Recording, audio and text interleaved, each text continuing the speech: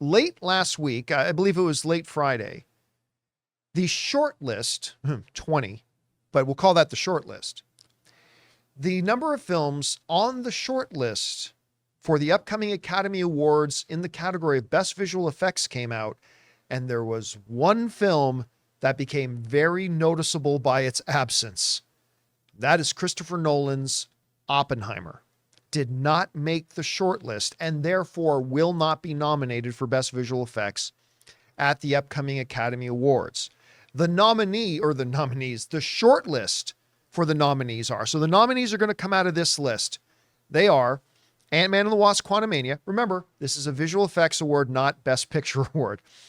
Ant-Man and the Wasp: Quantumania, Aquaman and the Last Kingdom, Barbie, The Boys in the Boat, The Creator, Dungeons and Dragons: Honors Among Thieves, Godzilla -1, Guardians of the Galaxy Volume 3, Indiana Jones and the Dial of Destiny, Killers of the Flower Moon, The Marvels, Mission Impossible: Dead Reckoning Part 1, Napoleon, Naiad, Poor Things, Rebel Moon Part 1, A Child of Fire, Society of the Snow, Spider-Man Across the Spider-Verse, Transformers: Rise of the Beasts, and Wonka.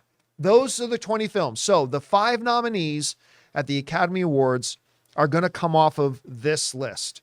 That means since there's no Oppenheimer on there, Oppenheimer ain't getting it.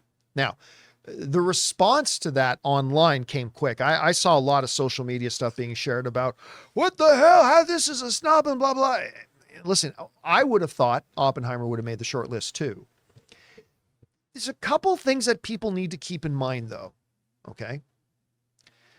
You know, some people I saw writing, the Oscars don't know anything about visual effects.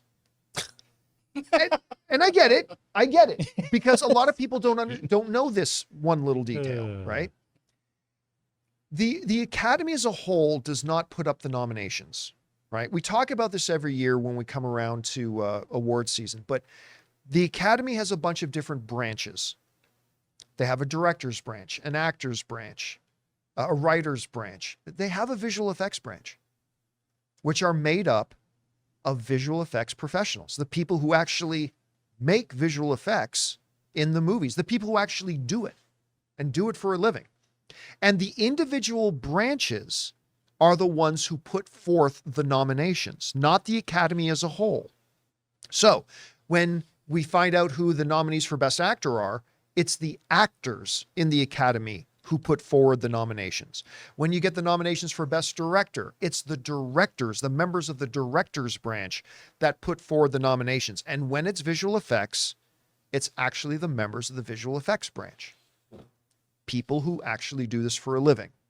Guys, we want to take a moment and thank a sponsor of today's video, Mint Mobile. Give yourself the gift of insane savings this holiday season with Mint Mobile's best wireless deal of the year. Right now, when you switch to Mint Mobile and buy any 3-month plan, you'll get another 3 months for free. That's 6 months of premium wireless service for the price of 3. And Mint Mobile lets you order and activate from home while saving tons on phone plans starting at just $15 a month. Seriously, I can't think of a better gift than turning an overpriced wireless bill into just $15 a month with Mint Mobile. I've told you guys many times, since switching to Mint Mobile, I am spending less than a third on my mobile service plan with Mint than I was on the previous big carrier who was my provider. By going online only and eliminating the traditional cost of retail, Mint Mobile passes the significant savings on to you. All plans come with unlimited talk and text plus high-speed data delivered on the nation's largest 5G network. Use your own phone with any Mint Mobile plan and switch easily and effortlessly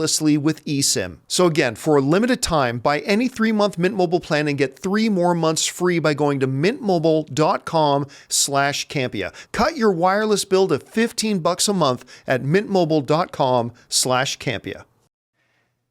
And you know, Rob, it reminds me because I talked to somebody we know who's involved in the visual effects era. We were talking about something else entirely going back like a month or 2 or 3 months, but it was after Oppenheimer came out. Sure. And they said, you know, the visual effects, this is a person who works in visual effects. Visually, the movie looked great, but I don't know if it's going to get a nomination.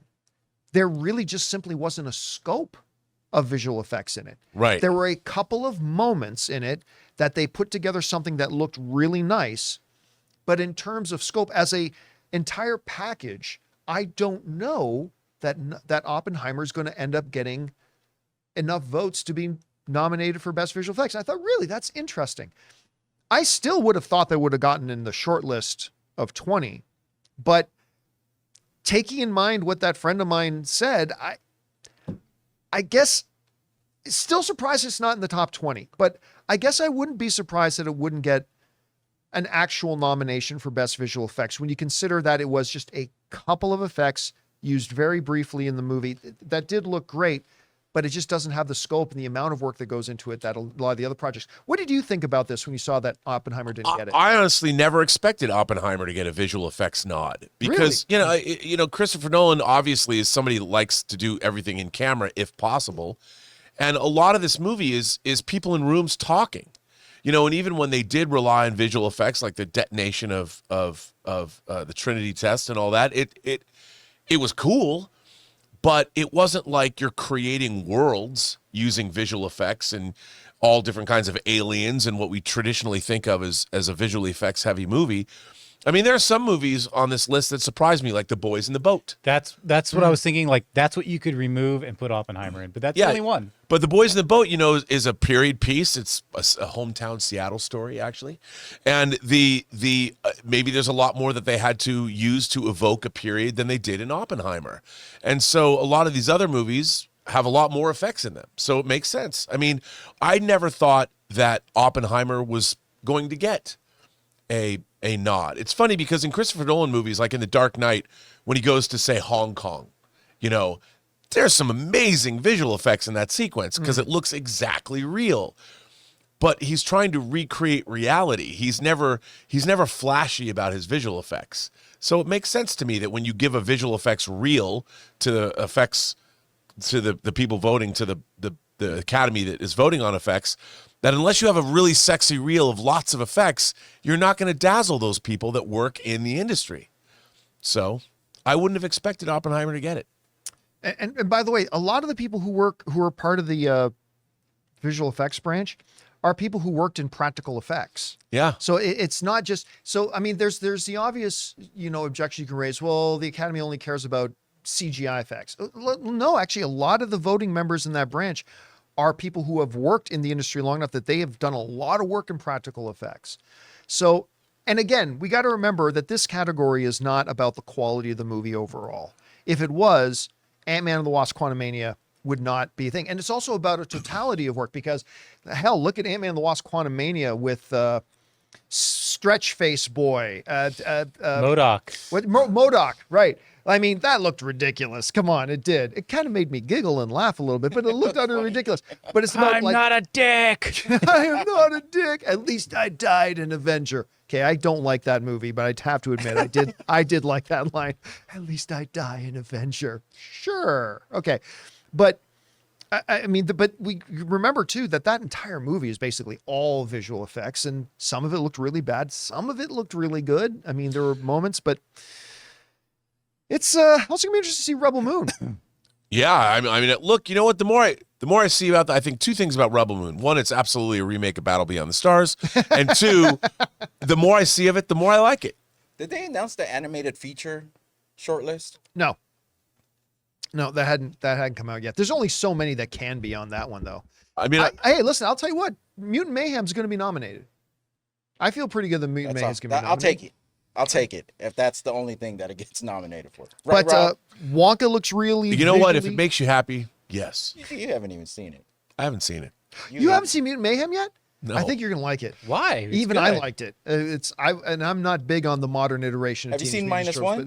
I've seen Minus One twice. Oh, nice. But let's go back to this list. Now. Let's go back to the list here. So Wonka.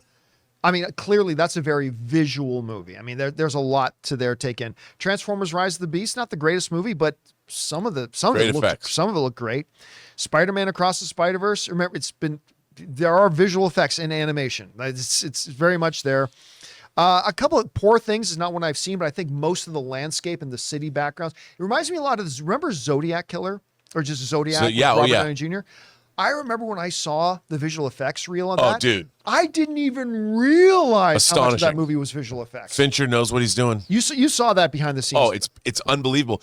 Just on street corners, what they did on a street corner to make it look period accurate to San Francisco. Amazing. Oh, it's absolutely crazy. So, again, I get it. I get the initial shock because I felt a little bit of it myself that Oppenheimer's not there, but it probably wasn't going to get a nomination anyways, it turns out, despite the fact that it had a couple of really cool, not just cool, wonderful looking visuals, but it is what it is. Hey guys, thanks so much for watching this video. Make sure you like the video, leave a comment, and subscribe to our channel. And don't forget, we have a daily podcast called the John Campea Show podcast, available on Apple Podcasts, Spotify, or your favorite podcasting app of choice. Go and subscribe to it today so it'll be there when you need it.